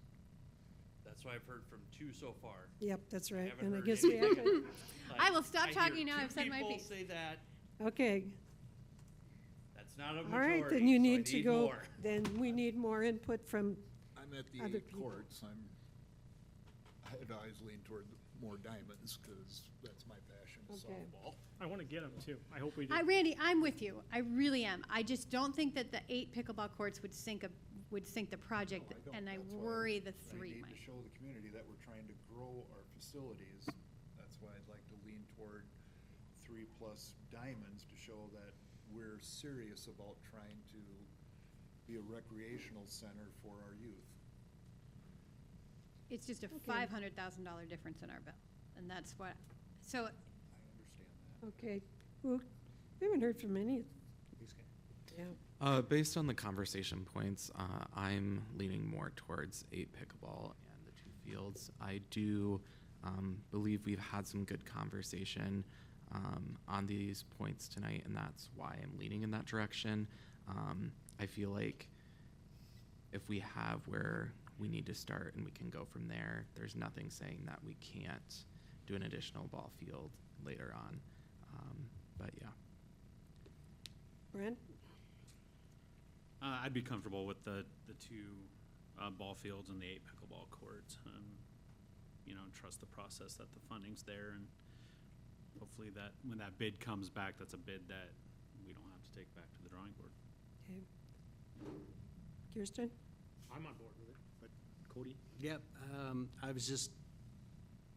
I don't know a whole lot about sports complexes, so I'm kind of going along with this, but I do know that we're in this position because we had to pull back because the funding wasn't there, and I know that that's a whole lot more expensive than what we're working on now, but I think that there's a lot of hypothetical funding that we're kind of expecting that we weren't really reaching the target that we were before, so I just will go, I would say the 2 diamonds and the 8 pickleball courts and go get the money. Call Cody first. No, don't call me. I don't play pickleball, I don't play baseball, but I'm excited for it for our community, so. Well, and I think too, not thinking about an alternate that we're not gonna do something, but if you wanna put money in, look at these things and put the money in the alternate, and you put the 2 together and you get the complex that you Yeah, want. and I guess when I originally spoke, I was thinking we had more time between the actual bid. We could add Right. the alternates between fundraising. So that's my only, When I think that's, Harlan, correct Yep. me if I'm wrong, but your fundraising is for the complex, not for any one component, correct? Okay. But then there are some We're all on people, the same page. Well, it definitely has to be now that the base Okay. bid is 8 and Okay. 2.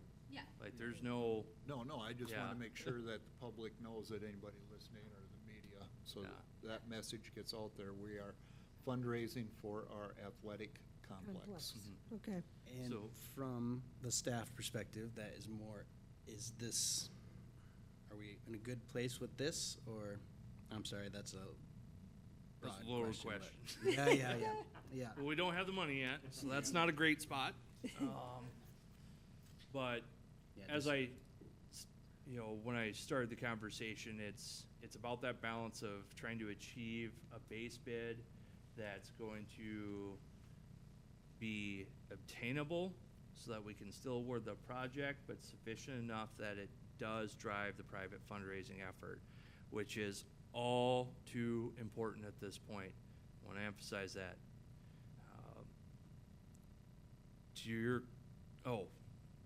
So that hopefully answers your question, Cody. Yeah. One other alternate I wanted to point out and ask to make sure, so like the batting cages, those were originally part of the bid. I would recommend those be an alternate, and largely because, if nothing else, those can be done after the fact with a private contract on the site, and doesn't even have to be bid, because that individual aspect would be below the bid threshold. So that's an easy add-on afterwards. And I know the concession stand, council, and I believe park board as well, both indicate, man, we really wish that we could get this as part of that phase one. In all reality, if we want a, we can relocate the one that is by ball field 2 out there and serve our immediate use. I've had EMA strongly suggest, they've been saying it about the campground for years and strongly suggesting out at this facility, especially playing spring baseball and the pickleballers, they play, I swear, 9 months out of the year, sometimes 10. During storm season, where are all those people going to go in the event of severe weather? Walmart. Right, and so that's, everybody get the hell out of our single lane driveway and get over to Walmart is gonna be a bit chaotic. But anyway, EMA is pressing that the concession stand, they wanna make sure it's a bit more robust than what we have next door. That's their suggestion. Again, it's a suggestion, but it is something we should probably consider. But that's also something that can be put in after without. Right. Yeah. We'd have to bid it individually. That would be a competitive bid. But what I'm getting at is, so there's the porta pot enclosures. I would just remove them from the base. All they are is a screening to hide that there's porta potties out there. If we want to do them, we can do them with staff. If we insist that we want to have something out there to hide the porta potties, there's still porta potties out there. I mean, we have. Would we be saving money just not trying to hide them behind a screen? Or, like I said, we'll just do it ourselves. I mean, I think we have more youth in soccer than we do baseball, and we don't have any of those things at our soccer.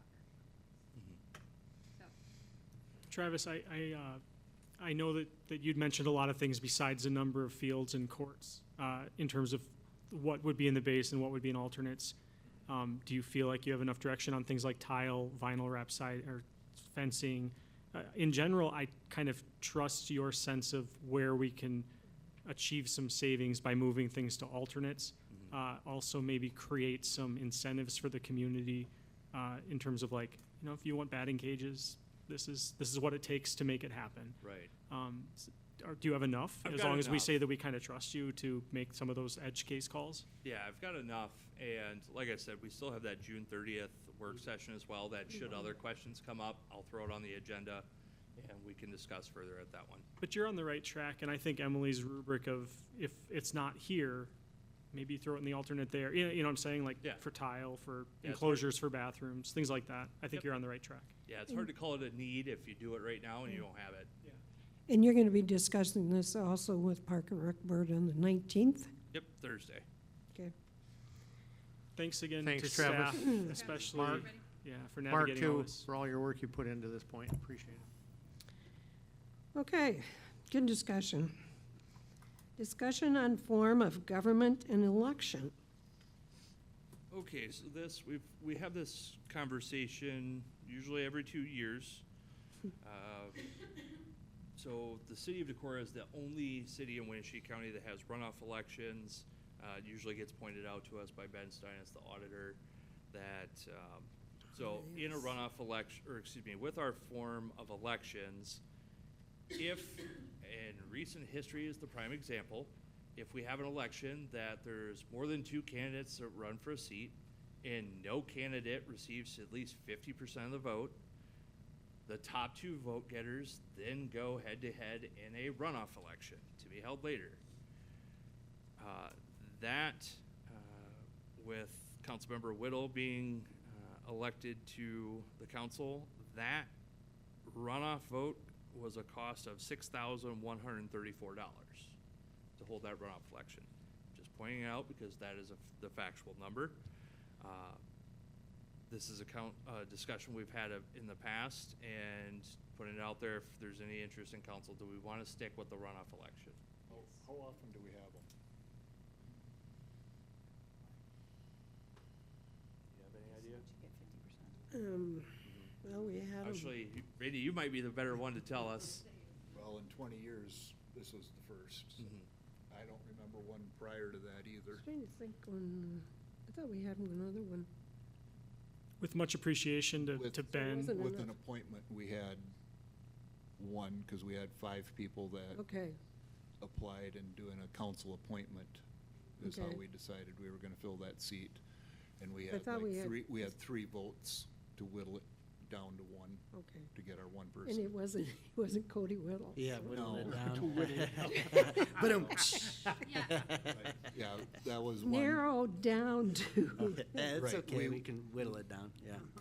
What do other cities comparably sized to us, do they, You know, it really is a choice of the council. Okay. I mean, It's not common for a community our size, but there's an argument to be made that it gives essentially those that voted for in most recent election, those that voted for the candidate that finished third in the initial, they now have a second chance to vote for somebody that better reflects their values between the two candidates that were left over. So there's an argument to be made that the winner-take-all system that our national system has isn't a great form of representation for government. So there's that argument there. But at the end of the day, we had a runoff election and ended up with a person that had 48% of the vote instead of 50 plus. I think for $6,100, that seems to me to be worth it to ensure that whoever leads the town is as representative of the voters as possible. And I think that moving away from a runoff would be moving in the wrong direction towards being as representative of the voters as possible. well, the Especially when it the mere doesn't fact, happen. mere fact it's only happened one time, or whatever. Well, Yeah, I mean, and I think about it as a mayor position, right? So you have 4 people running for mayor next time, maybe we do, right? And no one gets 50% of the vote. Let's say they all got 25% and one got 26.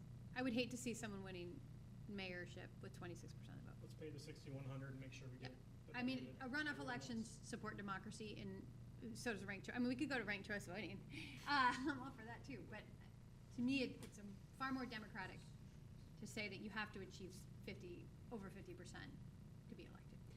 other comments from other council members? I would agree with the consensus that's been spoken as of right now.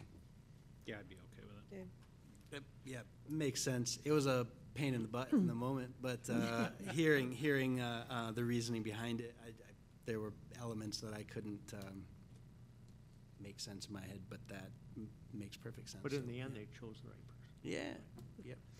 Okay, So the other part of this discussion Yeah. is I've had a couple council members ask me about what it would take to change the form of government as well. So the city of Decorah operates, I do have it included in the Dropbox, our current ordinance 992, which is our form of government.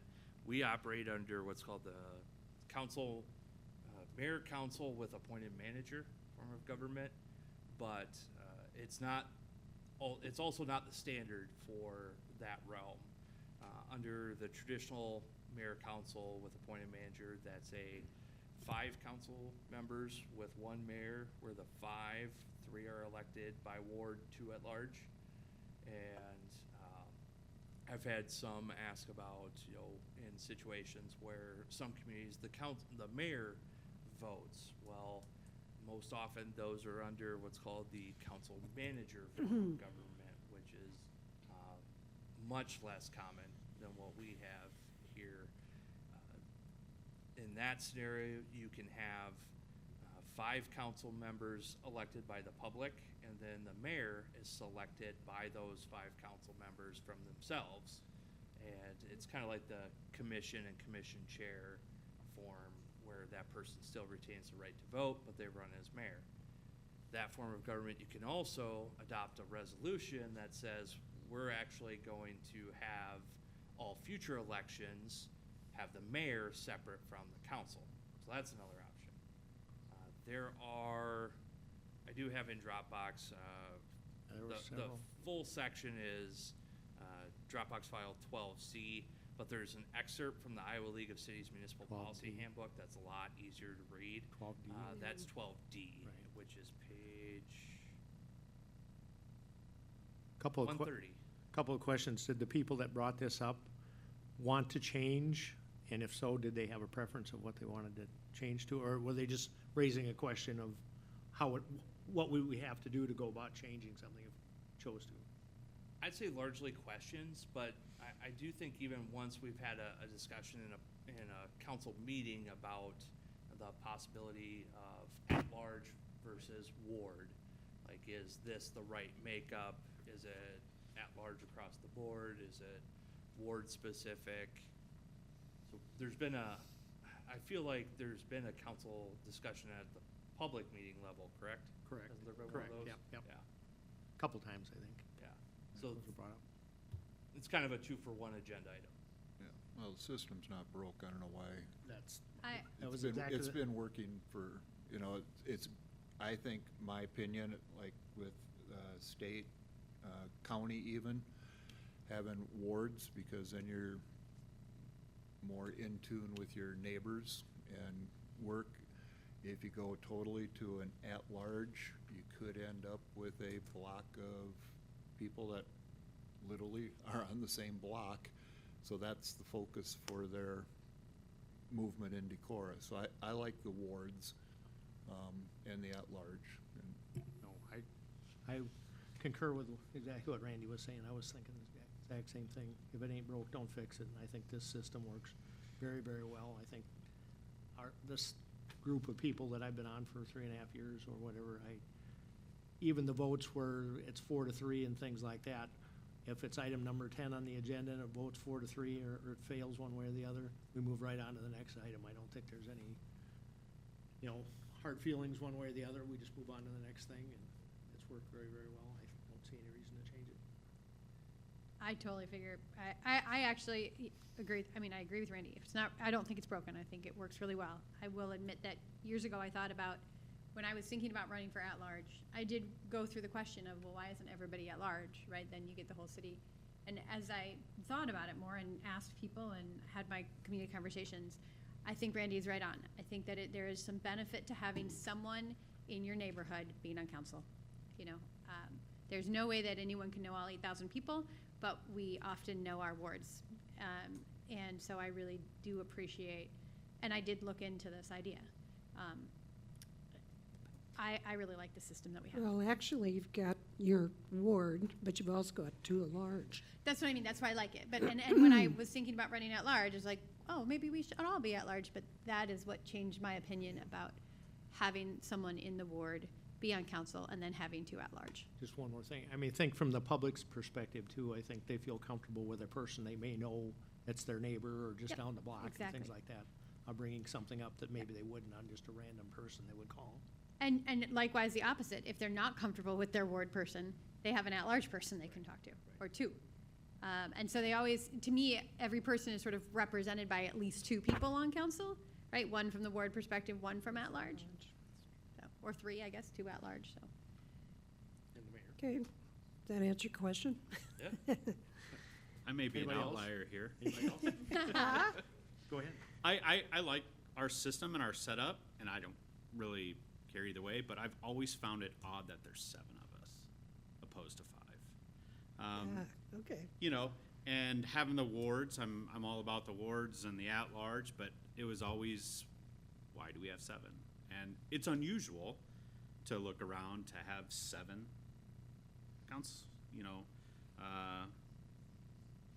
people sitting up here that are on the council. So I didn't bring this up. I'm just Yeah. kind of a thought process on that it's unusual that we do have 7. You think? And I think Which 2 of us would you get rid of, Brent? well, I also think It if we had depends. It trouble, depends on the meeting, to be quite honest. I think if we had trouble with people wanting to serve on Yeah. council and elections seem to be like only one person running all the time, but in my time on council, most every seat has been competitive. Yeah. And I think that's a signal that people want to be on council, so. And again, I'm fine the way it is. I'm just saying it's odd that we've had 7. And I was always curious on what the thought process was behind that when it got enacted. To be quite honest with I think, Brent, you, because you just don't see 7. I was just going to say that I think it does create meetings that are maybe less, more unwieldy than they would be with 5. Occasionally, it's just harder to have a good conversation. I know the mayor sometimes feels like she's herding cats, but at the same time, there's if we give time and space for the conversations that need to happen, we end up with really good representationalism, and we end up with neighbors who can, yell at me while I'm weed whacking like they did today, and I think that's okay. They had opinions they wanted me to hear, so that's good. I feel like more people out in the community. Also, if there were just 5 of us, I feel like there'd still be a lot of work for each one of us. And right now that's spread a little bit more, and that's kind of Easier nice. to get caught in a quorum. The quorum issue, Yeah. that's a good point Yeah. too. So I hear you, but I also kind of, I feel like the drawbacks aren't outweighed by the. It's just something I always found odd. Yeah. Okay. 2 vacancies on Decorah Human Rights Commission. Do you have any comments on the Human Rights Commission? Because I know with some of the legislation that's come down, there's been some questions. Yeah, John and I talked about an awful lot today, like an hour and a half on the phone. We didn't make it through this one because we had to break so we could get ready for this meeting. But that is something with some of the DEI legislation out there that we've got to review the Human Rights Commission and their setup. And, you know, there's some concerns on the educational component, which is what they really hang their hat on. And that's largely what the ordinance is based on now, is for them to educate. Now there's questions on whether that's considered a DEI office or something similar with their role. So we'll just have to evaluate. Maybe we have to change the way the ordinance reads to make it, bring it in line with state code.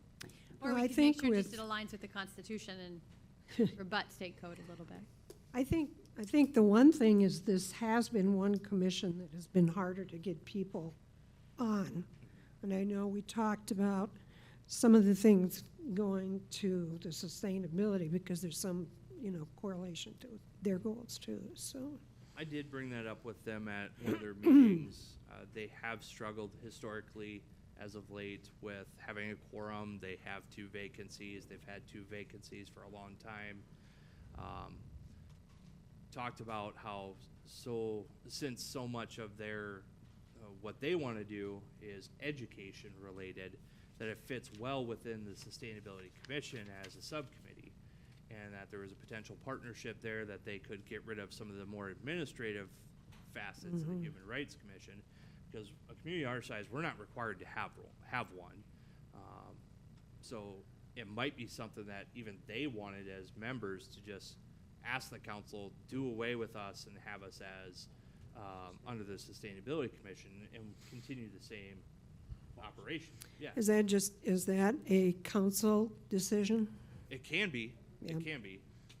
They did discuss it a bit and ultimately decided they wanted to remain a Human Rights Commission. I do think largely that it carries just a little bit more emphasis as a Human Rights Commission as opposed to a subgroup of the Sustainability Commission. Well, we'll continue still to 2 work with that. vacancies. Okay, any other matters? Move to adjourn? Thank you very much. Good meeting.